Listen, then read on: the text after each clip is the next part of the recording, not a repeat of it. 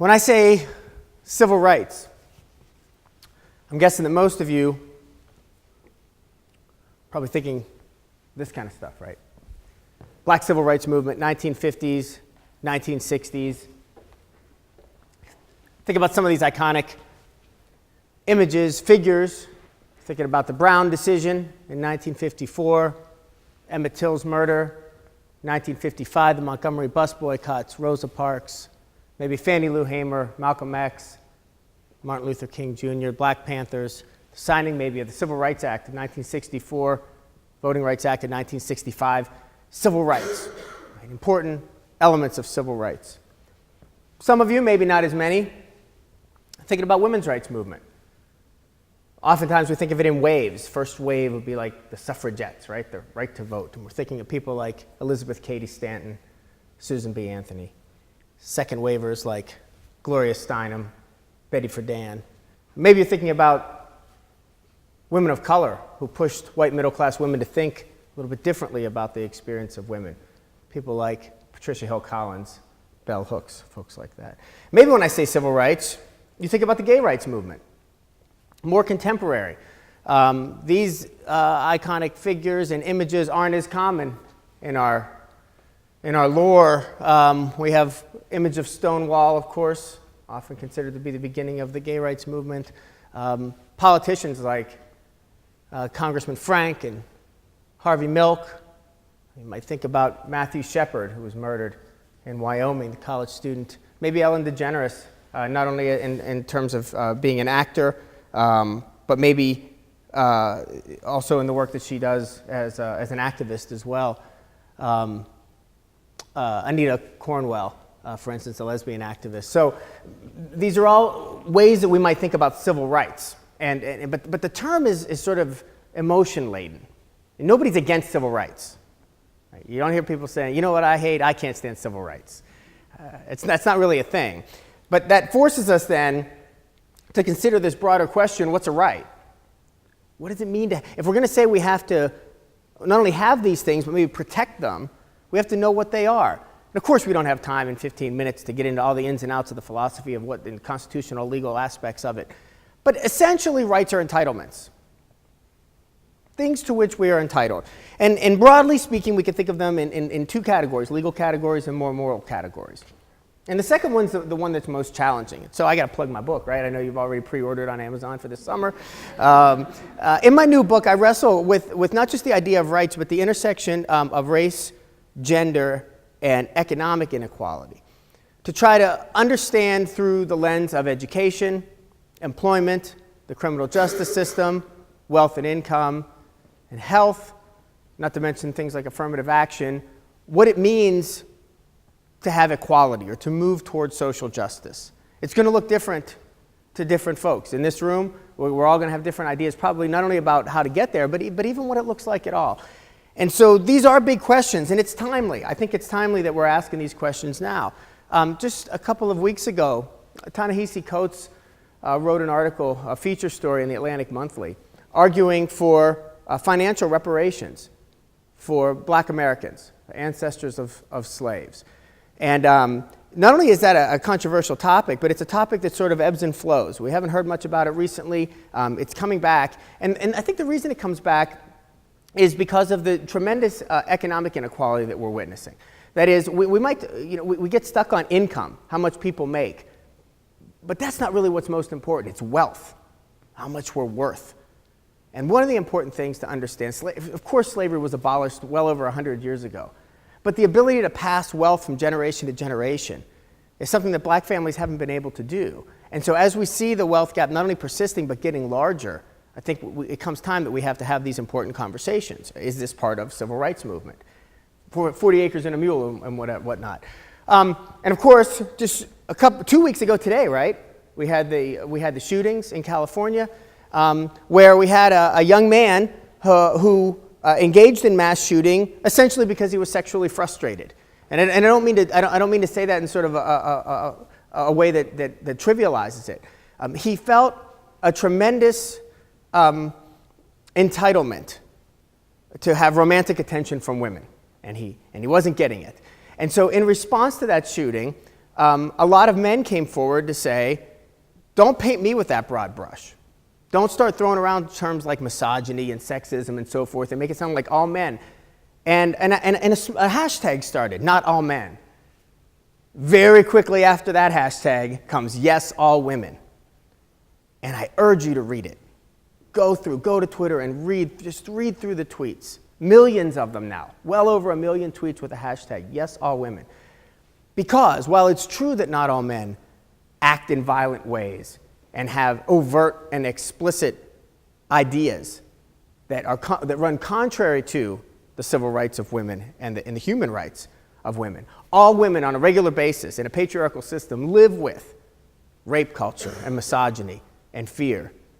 And the experiences and the stories in 140 characters or fewer of so many women who have come forward to talk about these things is quite powerful. And so we need to think about, in the light of third wave feminism, maybe this Twitter hashtag will become one of those iconic figures that will be on somebody's tip talk in 20 years. I don't know.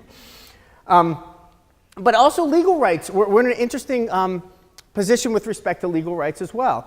Just last summer, about a year ago this month for sure, the Supreme Court made a very interesting and somewhat controversial decision, 5-4 decision, in Shelby County versus Holder, that nullified one portion of the Voting Rights Act of 1965. It was the portion that required that certain states that with a history of voter discrimination get clearance from the Justice Department before making any changes to their voter laws, right?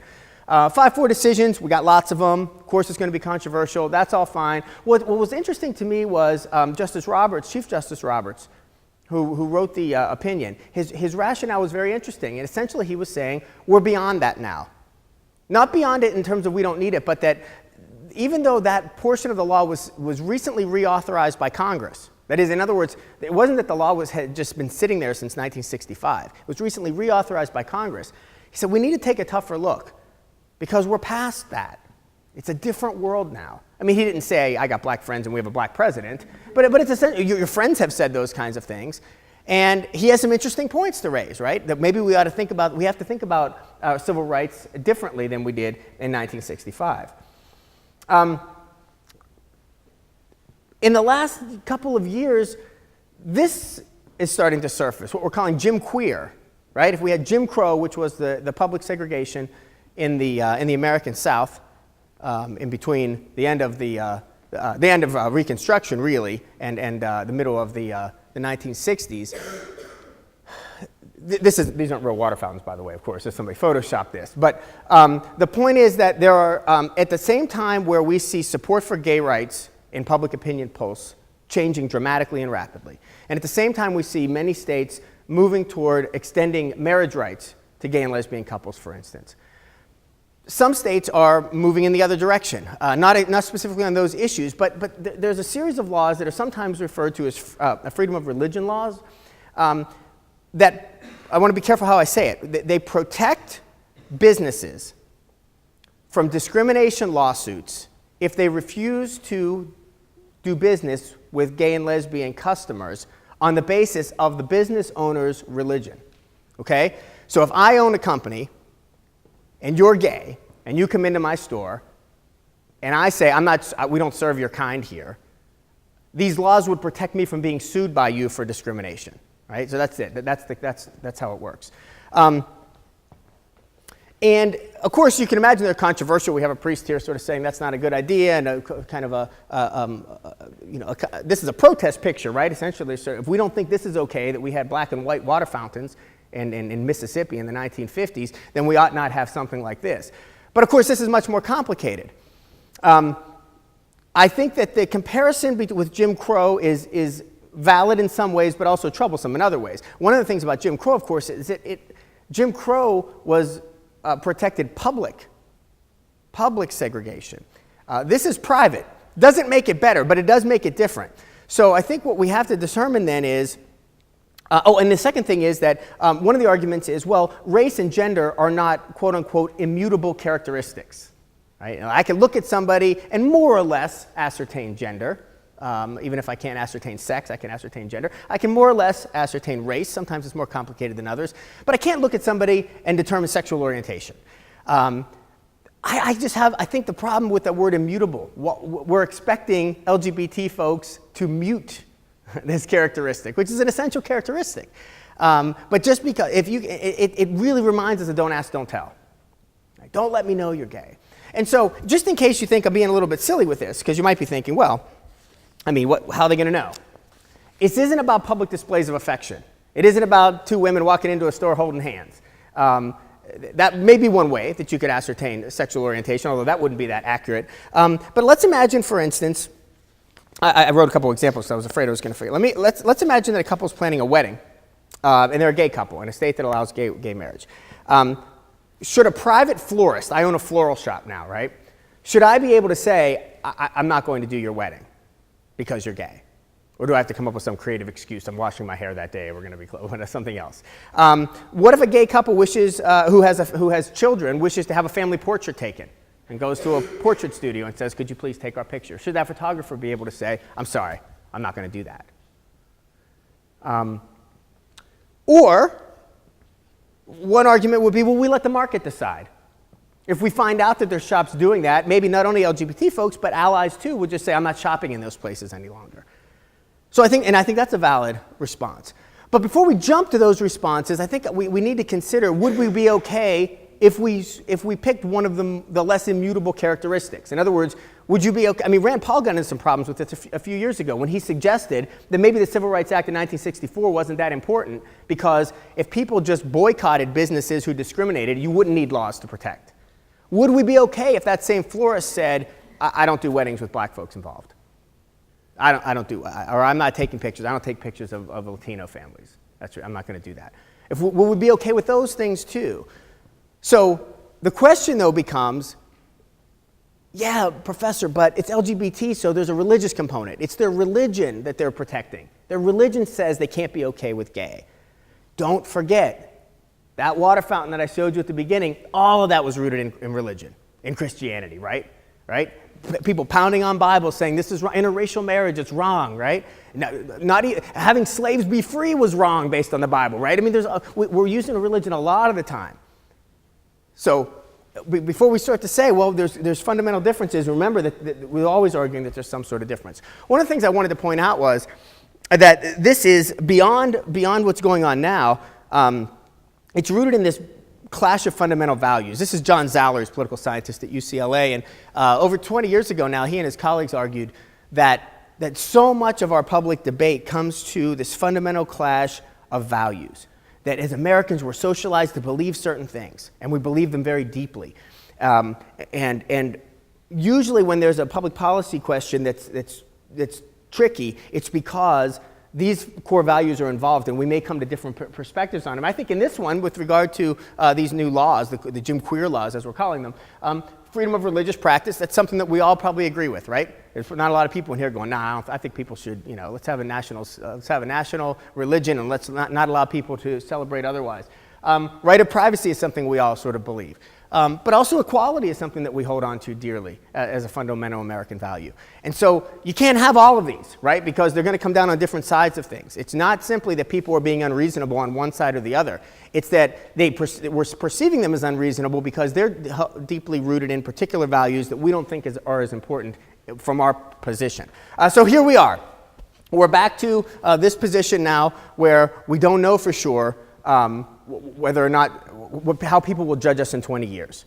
What will we say to our grandchildren about the issues that are going on today? That sign looks so ridiculous to us. We can't even imagine a time where there would be signs like this. But at the time, of course, it was very natural to see those things all throughout the South. So what I wanted to leave you was this thought that comes from Patricia Ireland, the former president of the National Organization for Women, who reminds us never to confuse progress with equality. So we wouldn't make the argument that things aren't better today than they were 50 years ago, 100 years ago, even 20 years ago with respect to civil rights. But just because we've made progress doesn't mean that we're at a place where we have to be comfortable. Don't confuse progress with equality. That's all I got. Thanks.